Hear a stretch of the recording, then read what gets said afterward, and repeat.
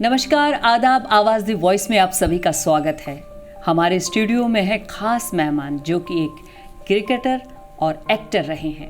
आइए आपको मिलवाते हैं उनसे, जिनका नाम है अभिनव चतुर्वेदी।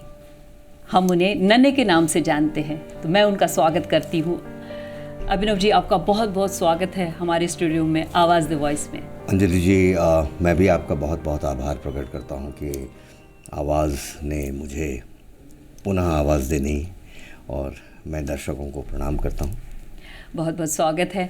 हम आपसे ये जानेंगे कि हम लोग के नन्हे उस जनरेशन ने अब तक हम लोग को जो सीरियल था उसको भूल नहीं पा रहे हैं, तो आपका सफ़र अब तक कैसा रहा? देखिए, इसका सारा श्रेय जाता है मनोहर श्याम जोशी जो राइटर थे उसके।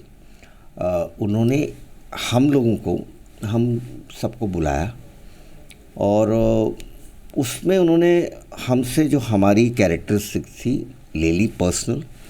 जैसे मैं मिमिक्री बहुत अच्छा करता हूँ, गाता हूँ, क्रिकेट खेलता हूँ, तो वही कैरेक्टर विनोद नागपाल जी जिन्होंने मेरे फादर का रोल किया, विनोद अंकल ओपेरा गाते थे, तो और जयश्री अरोड़ा जी माँ, तो उनकी पर्सनल ट्रेट्स, सीमा दीदी, सीमा भार्गव, राजेश पुरी की पर्सनल ट्रेट्स, मंजली मतलब दिव्या सेठ, लवलीन मिश्रा, इन सब की पर्सनल ट्रेट्स लेके कोई और नाम दे दिया, तो वो स्वाभाविक हो जाता है कि आप अपने आप को प्ले कर रहे हैं, सिर्फ नाम नन्हे हैं। और मेंटल इम्प्रिंट, क्योंकि टीवी एक राइटर का माध्यम जी, उस टाइम नहीं, उस टाइम नहीं, अभी भी तक। देखिए, अल्टीमेटली द पर्सन वांट्स, वो जानना ही चाहता है दर्शक कि आपका अगले एपिसोड में क्या होने वाला है। अगर कनेक्टिंग सीरियल है तो कंटिन्यूटी बनती है जी। तो वो चीज़ आज तक मेंटल इम्प्रिंट में एक जनरेशन के है, जो मेरे जनरेशन के लोग हैं। और जॉइंट फैमिली को आप लोगों ने हम लोग के ज़रिए दर्शाया। हाँ, और नॉट ओनली दैट, उसके साथ अरविंद सिंघल जी, डॉक्टर अरविंद सिंघल ने पीएचडी की हम लोग में यूनाइटेड स्टेट्स ऑफ अमेरिका में। तो नेशनल इंटीग्रेशन हम लोगों ने, ये एक फैमिली जो है वेस्टर्न यूपी से माइग्रेट करती है, दिल्ली की जनता कॉलोनी में आती है और वहाँ अपने आप को ढूंढने का प्रयास कर रही है शहर में। तो रूरल अर्बन फ्लाइट जिसको हम कहते हैं, और आके अपने आप को ढूंढ रहे हैं, अपने आप को लोअर मिडिल क्लास फैमिली को बिलोंग करते हैं। तो ये सारी की सारी चीज़ें जो अभी भी वैल्यू सिस्टम्स के अंदर हैं, विद्यमान हैं, तो अब परिप्रेक्ष्य बदल गया है। लेकिन नई जनरेशन, हम उनको क्यों ब्लेम करें भाई? उनको तो मोबाइल फ़ोन 40 बरस की उम्र में मिल गया। हम जब पैदा हुए उनके हाथ में मोबाइल फ़ोन। तो बेसिकली क्या है अंजलि जी कि ना, हम एक जनरेशन उसको जानती है, एक जनरेशन नहीं जानती। दूरदर्शन ने ये हम लोग का प्रस्तुति उनकी थी time and space video communication के साथ, और उस समय की प्राइम मिनिस्टर इंदिरा गांधी जी ने मेक्सिको के जो सोप ऑपरा है मिगेल सबिदो, उनको मिगेल सबिदो को वो गए मिलने के लिए मेक्सिको। एसएस गिल हमारे सेक्रेटरी थे इंफॉर्मेशन ब्रॉडकास्टिंग के, गिल साहब, एक डेलीगेशन गया वहाँ, उन्होंने स्टडी किया। तो सोप ऑपरा यानी साबुन गृहिणियों के लिए होता है, वो दिन में प्रसारित किया जाता है अमेरिका के अंदर, लेकिन इसको प्राइम टाइम 9 बजे। और वहाँ पर जो स्टडी हुई थी उसमें सिंगर सोइंग मशीन जो है, सिलाई की मशीन जो सिंगर की, उसने स्पॉन्सर किया था। और ये पहला पब्लिक प्राइवेट पार्टनरशिप था जहाँ पर मैगी 2 मिनट नूडल्स और साथ साथ में कोलगेट पामोलिव, ये पहला स्पॉन्सर था। तो बहुत सारी पहली, ये हम लोग पहला स्पॉन्सर, पहला सीरियल था, पहला पब्लिक प्राइवेट पार्टनरशिप जी, पहला। तो बहुत सारी पहली चीज़ें थी। अच्छा, हम लोग तो मतलब कॉलेज जाया करते थे। मैं second year of Saint Stephen's College, और मैं वहाँ हिस्ट्री कर रहा था। तो मनोहर श्याम जोशी जी के बेटे पढ़ते थे मॉडर्न स्कूल में। अच्छा, उससे पहले मैं 2 साल पहले रिजेक्ट कर दिया गया था दूरदर्शन से। अच्छा, मैं चाइल्ड आर्टिस्ट रहा एक ऑल इंडिया रेडियो का।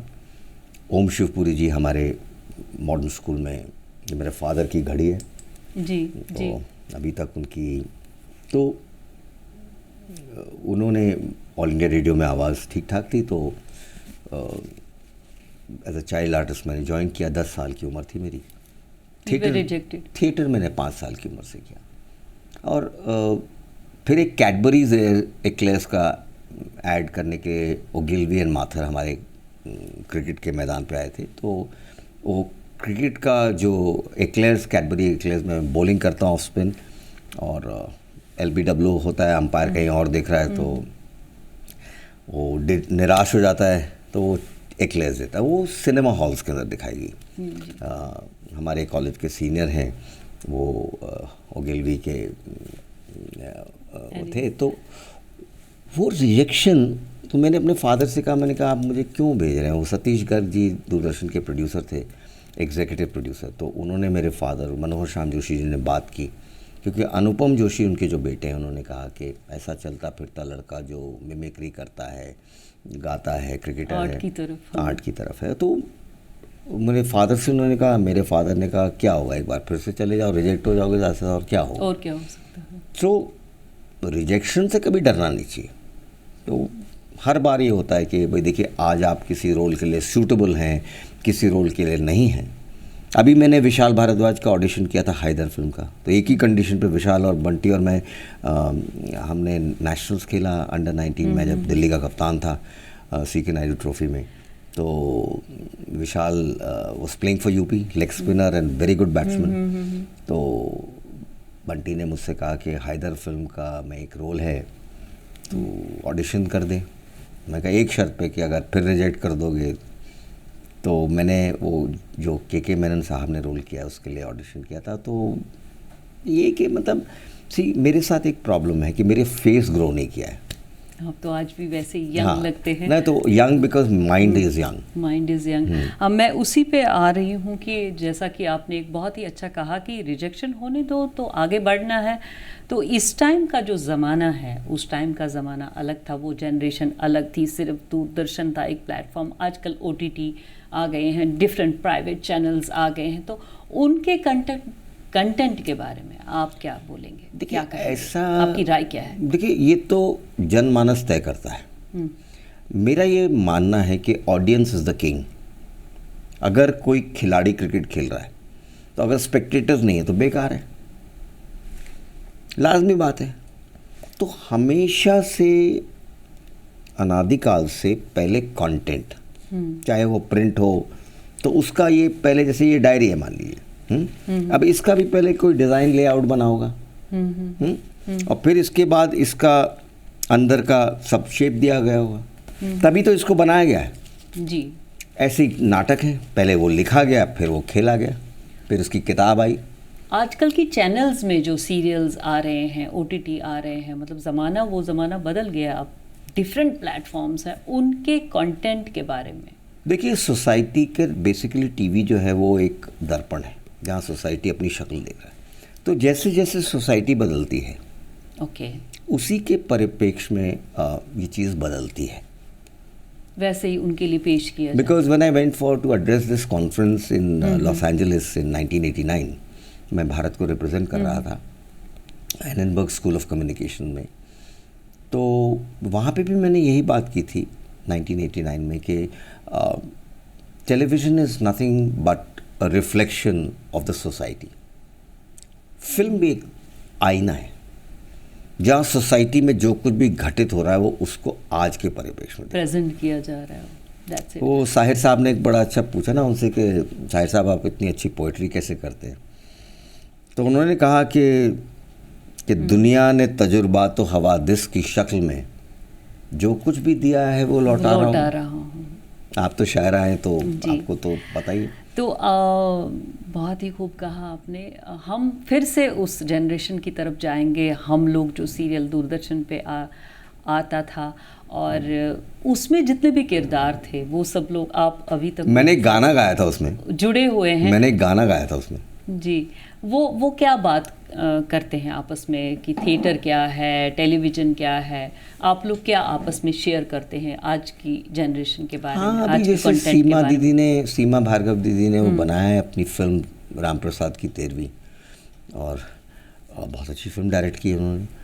तो हम लोग जब आपस में बात करते हैं, अभी भी टेलीफोन पे बात करते हैं, तो अभी जैसे मेरी मदर की डेथ हुई तो सब ने अपना मतलब फ़ोन पे बात की। नहीं, वो देखिए, वो सब लोग मम्मी से मिले थे, पिताजी से मिले थे। तो मैंने फिल्म इंडस्ट्री छोड़ी थी, मेरे फादर को पैंक्रियाटिक कैंसर हो गया था, and my last film was Saudagar with Subhash Ghai साहब, और दिलीप कुमार साहब और राजकुमार साहब के साथ काम करने का मौका मिला।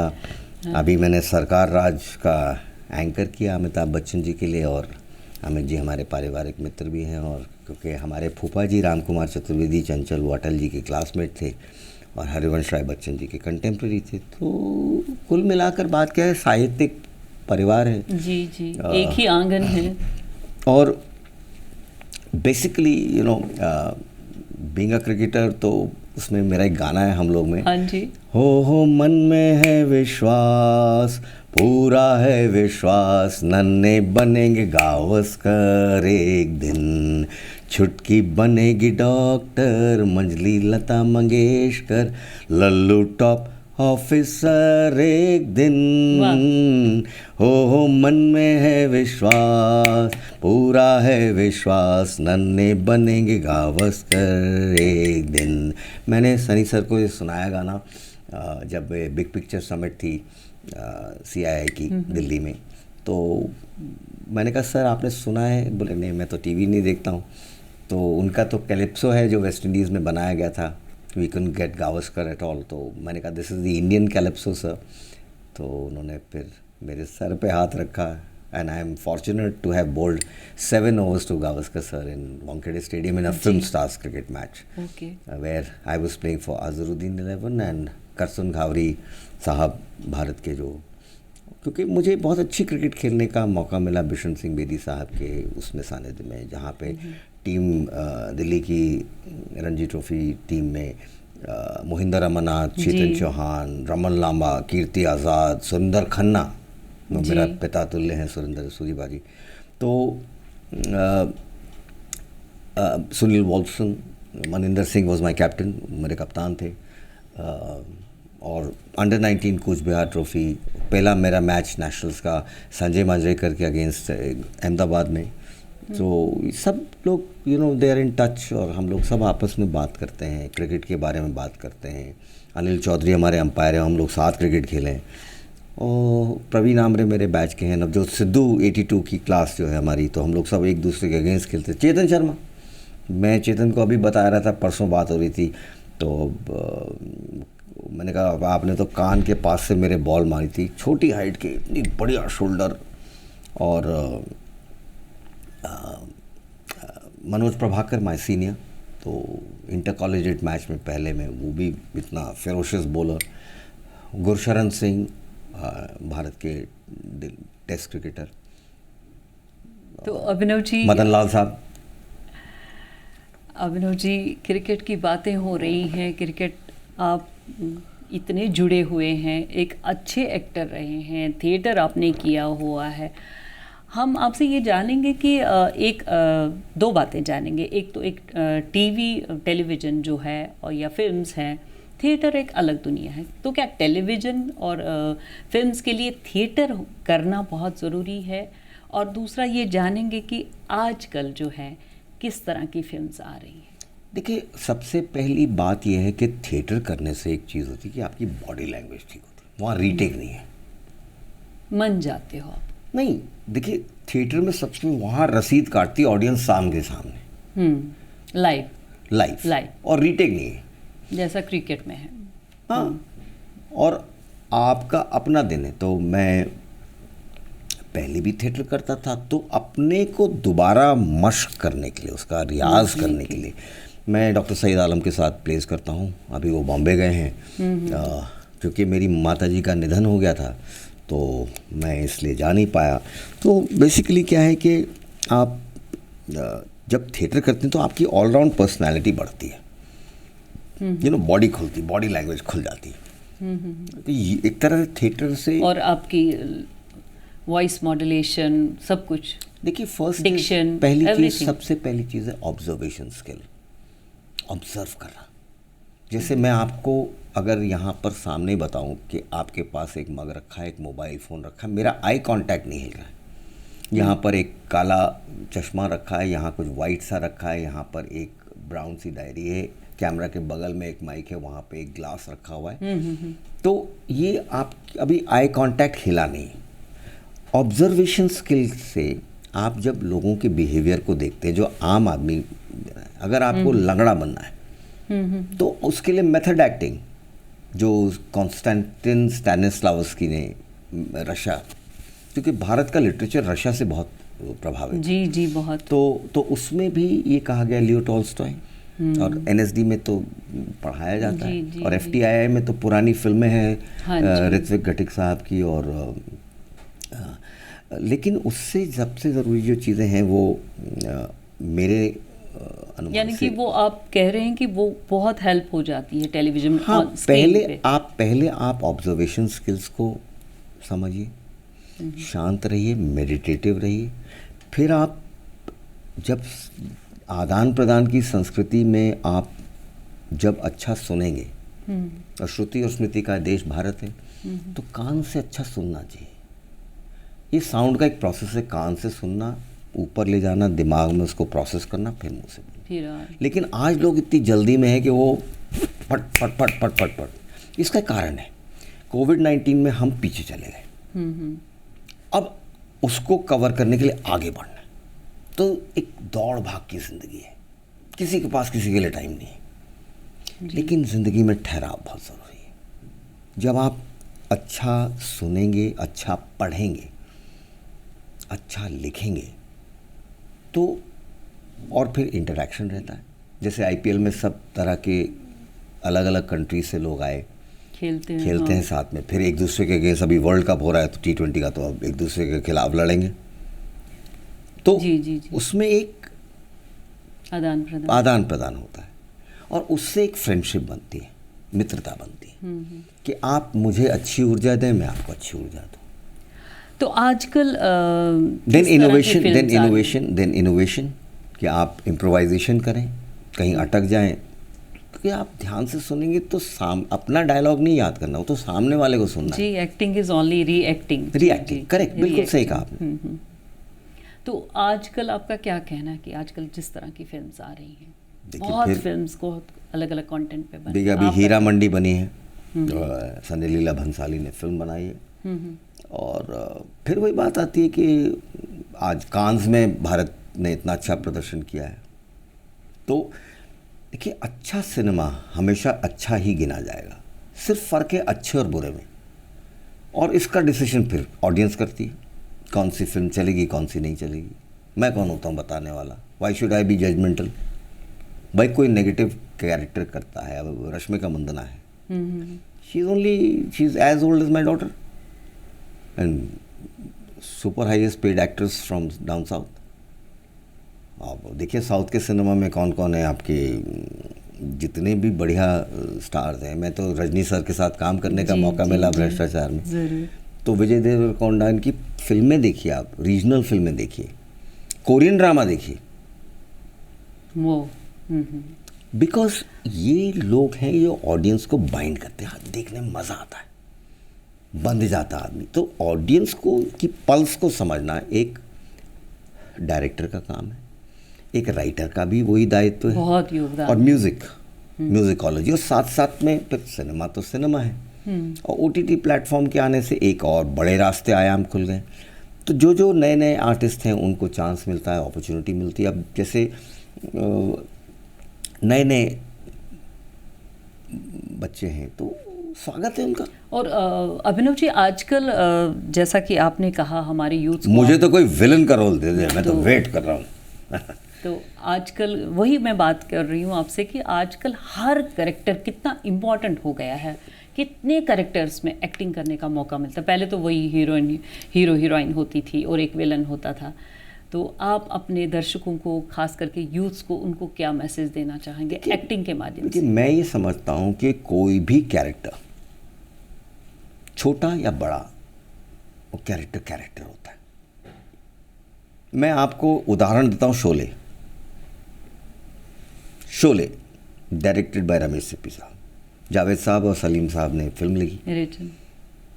जो भी किरदार उस फिल्म में आया अब तक याद है। अरे वो मैकमोहन हमारे बीच नहीं है। जी जी जी। सूरमा भोपाली, जगदीप साहब, छोटे छोटे 2-2, 3-3 scene, it is not important. छोटे छोटे अभी शेखर सुमन जी का बेटा आया है हीरा मंडी में, 5 सीन है। मेरे सौदागर में 5 सीन थे। ISS सुभाष जी छाप बना दी। तो क्या होता है कि कोई कैरेक्टर छोटा या बड़ा नहीं होता, कैरेक्टर होता है। तो हमारा फर्ज है एज एन एक्टर, या तो शुरू में मना कर दें कि हमें नहीं करनी, या फिर जो कैरेक्टर असाइन किया गया उसको निभाना है और बखूबी निभाना है, चाहे छोटा हो, कोई इम्पोर्टेंट नहीं। Thank you very much Abhinav ji. नहीं, मैं तो चाहूँगा कि भारत के हमारे इतने बढ़िया हमारे यशस्वी प्रधानमंत्री जी हैं और बच्चे इतने सब काम कर रहे हैं, और ये एक यंग फोर्स है। India is got the youngest population in the world. तो बहुत उम्मीदें हैं उनसे, तो निराश मत हो, अपना काम मस्ती से करें, जो आपको पसंद है करें। और इतने प्लेटफॉर्म्स हैं। बिल्कुल, मेरा बेटा फुटबॉल खेल रहा है पोलैंड में, तो मर्जी है उसकी। अर्नब गोस्वामी साहब ने मुझसे पूछा कि आपने अलाउ किया अपने बच्चों को, मैंने कहा उनकी मर्जी, ये बहुत अच्छा काम किया। मेरी बेटी है वो देश का नाम ऊंचा कर रही है। मेरी बेटी है वो संस्कृत में उसने मास्टर्स कर लिया अपना, दोनों मॉडर्न स्कूल बारखंबा रोड से है। तो जो हमें काम दिया गया है, चाहे वो कैमरामैन का हो, चाहे एडिटर का हो, चाहे वो PCR में बैठा हुआ कोई आदमी हो, हर आदमी की अपनी एक वैल्यू है जी। और हमारे देश में एक चीज़ की कमी है कि हमें एक डिग्निटी ऑफ लेबर नहीं है।